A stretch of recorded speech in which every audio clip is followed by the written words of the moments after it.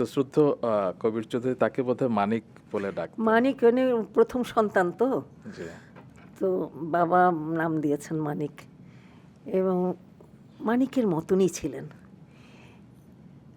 অল্প বয়স থেকেই, মানে স্কুল জীবন না, কলেজ জীবন থেকেই নিজের ভোরবেলা উঠতেন, নিজের বিছানা নিজে উঠাতেন, নিজের টেবিল নিজে গোছাতেন, নিজের ঘর নিজে পরিষ্কার করতেন। মানে কোনো রকম মানে কারো সাহায্য না নিয়ে সুন্দরভাবে চলার চেষ্টা করতেন। আরও বেশি যখন বয়স হয়েছে আমরা দেখেছি, এমনকি তিনি মৃত্যুর আগে পর্যন্ত ডায়েরি লিখেছেন, এবং এত বেশি গোছালো ছিলেন যে আজকের দিনে কি কাজ করবেন সেটা লিস্ট করে নিতেন, এবং গাড়িটা কোথা দিয়ে যাবে যাতে ঘুরতে না হয় সেইভাবে কাজটা সাজাতেন। বাবা, এত তো এগুলো আপনি শিখেছিলেন পরবর্তীতে? না, একটু শিখিনি আমি, আমার মাথায় কুলায় পায় না এত, আর ওটাতে লেগে থাকতে পারবো না আর কি। উনি যেরকম লেগেছিলেন, আসলে এক একটা লোক এক এক রকম, এক এক রকম। তো আপনারা 14 ভাই বোন, তো 14 রকমের। আর মুনির ভাই তো একেবারেই উল্টো। মুনির চৌধুরী সেদিন ওনারে মারার জন্যে আমার বাবা, উনিও ছুটছেন, আমার বাবাও বেত নিয়ে ছুটছে, পড়ালেখা করতো না, কিন্তু সেই মানুষ তো কত একদম। এবং পরবর্তীতে আমরা শুনেছি যে তিনি জেলখানায় বসে যে কবর নাটকটি লিখেছিলেন, তো সেই স্মৃতি কি আপনার কিছু মনে আছে? আমার স্মৃতিতে নেই, আমি পরে জেনেছি আর কি। আমি তখন অতটা সচেতনও ছিলাম না। পরে শুনেছি যে হারিকেনের আলোতে করা হয়েছে, যেহেতু আলো দেখলে বাইরে থেকে এই করবে, এবং তিনি ওখানে কোনো নারী চরিত্র নাই, সবই পুরুষরা। আমি অবশ্য পরবর্তীতে সানবিমসে যখন কাজ করেছি, আমি নাটকটা করিয়েছি আমার বাচ্চাদেরকে দিয়ে। সেখানে নুহাস ছিল, আচ্ছা, এই হুমায়ুন আহমেদের ছেলে সন্তান, ওদেরকে দিয়ে করিয়েছি।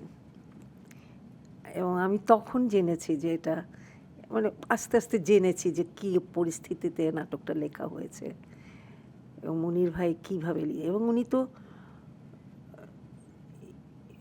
বাংলা পাশ করেছেন জেলখানায় বসে, এবং উনি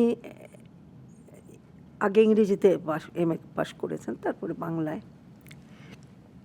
জেলখানায় বসে করেছেন। এবং আমাদের ইয়ে ছিল একজন ডক্টর এনামুল হক চৌধুরী, উনি খাতা দেখেছিলেন। তো উনি কিন্তু মানে মুনির ভাইয়ের খাতা দেখে উনি নাকি বলেছিলেন যে শালা বাঞ্চত এত ভালো লিখছে যে একটা কাটতেও পারতেছি না। এখন আপনি বোঝেন যে একটা মানুষের কত জ্ঞান থাকতে পারে, কত। আর যে ছেলে পড়তো না আগে, কিন্তু জেলখানা তার বরং তাকে সাহায্য করেছে একদম, ওই পরিবেশে, ওই ইয়েতে। তো ওনার কাছে আমরা কিছু না, তো উনি, এবং তাকে আধুনিক বাংলা নাটকের জনকও বলা হয়। তার নাটক আমি করেছি, ইউনিভার্সিটি জীবনে করেছি তার আমি একটু শুনি, মানে তিনি যে ভাবলেন যে আপনাকে দিয়ে অভিনয় করাবেন, আসলে নিশ্চয়ই তার মনের ভিতরে অনেক আগে থেকে আপনি যে অনুকরণ করতেন তখন থেকে হয়তো না, এই নিয়ে আমার ওনার সঙ্গে আলাপ হয়নি, কিন্তু উনি আমাকে, আমার মনে আছে প্রথম আমাকে ডেকে নিলেন ডাক্তার আবদুল্লাহর কারখানা বলে একটা নাটক, শওকত ওসমান সাহেবের লেখা, ইকবাল হলে হয়েছিল। তো উনি আমাকে বললেন যে, আমি তখন কলেজে পড়ি, তো বলছে যে তুই আমার এই নাটকটাতে করবি, কে যেন ফেল, বোধহয় দিলশাদ ছিলেন বোধহয় একজন, যাই হোক উনি করেছেন, তো ওনার জায়গায় তুই করবি কি না। আমি আকাশ থেকে পড়ে যাই, যে কী করে আমি করব, আমি থাকি একটা খাঁচার মধ্যে, আমার দ্বারা কে এটা সম্ভব নাকি, আমি কাকে, আমাকে তো ভীষণভাবে এটার জন্যই করতে হবে। আর তাছাড়া আমি অভিনয় জানিই না, অভিনয় কাকে বলে আমি জানিই না। তো বলছে তোকে জানতে হবে না, অভিনয় তোরকে জানতে হবে না, তুই শুধু বল করবি কি না। তাহলে আব্বা তো আমাকে জবাই দিয়ে দেয় আব্বার কথা। মেরেই ফেলবে। হ্যাঁ, আব্বা বলতেন যে জবাই দিয়ে ফেলাম। হ্যাঁ, যে জিগা নাটক করব, জবাই দিয়ে ফেলাম। আমি যখন বললাম, এটাও বললো যে না, সেটার দায়িত্ব আমি নিচ্ছি,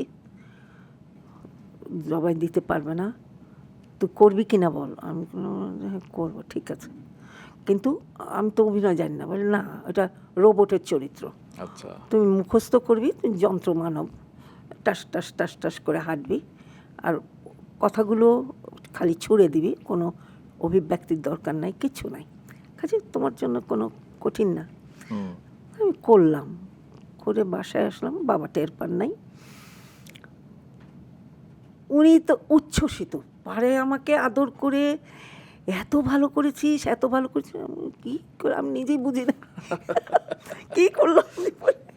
বলে না না, যেটা চেয়েছি ঠিক সেটাই করেছিস তুই। এটা একটা হয় কি, যেহেতু আমি কিছু জানি না, সেহেতু উনি যেভাবে বলছেন আমি সেভাবে করে দিয়ে এসছি, মানে ওই যে উগলে দেওয়ার মতন। তো সেই তখন থেকে মানে একটা রক্তের স্বাদ পাওয়া, মানে তখন ওই যে প্রশংসা করলেন উনি, তখন আমার মনে হলো যে হয়তো আমি অভিনয় পারি, হয়তো আমি করতে পারবো, এরকম একটা ইচ্ছে হলো।